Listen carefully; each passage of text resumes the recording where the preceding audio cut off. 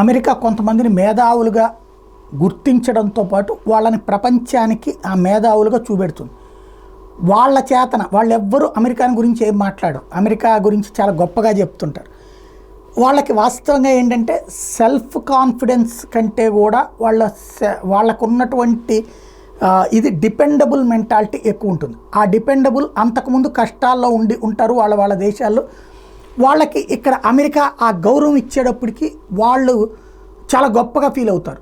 అలాగే వాళ్ళని అంతర్జాతీయ శాంతి దూతలుగాను లేకపోతే పెద్ద మేధావులుగాను ప్రపంచానికి పరిచయం చేస్తూ ఉంటుంది అమెరికా. అలాంటి వాళ్ళతో ఏ దేశంలో ఎలాంటి రాజకీయాలు నడపాలో తను శాసిస్తుంటుంది. ఆ మధ్యకాలంలో గ్రేటా థంబర్గ్ నరేంద్ర మోడీ సర్కార్ గురించి నెగిటివ్ కామెంట్స్ చేసుకుంటూ వచ్చింది. ఇప్పుడు ఆ గ్రేటా థంబర్గ్ యూరప్ దేశాలకి సమస్య కూర్చుంది.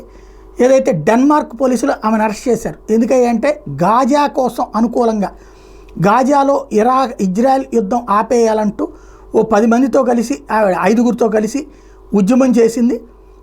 ఓ బిల్డింగ్ ఎక్కి యూనివర్సిటీ బిల్డింగ్ని ఆక్యుపై చేసుకుని అక్కడ ఉన్నటువంటి వాళ్ళందరినీ అందులో పెట్టేసి తద్వారా అంటే ఓ చిన్న తరహా టెర్రరిస్ట్ యాక్టివిటీకి ప్రిపేర్ అయ్యింది అంటూ ఆమె మీద అభియోగం మోపి అరెస్ట్ చేశారు డానిష్ పోలీసులు. They are suspected of forcing their way into the building and blocking the entrance. ఇది కావాలని చెప్పేసి ఆవిడ ఏదో కథ నడుపుతోందని గుర్తించారు.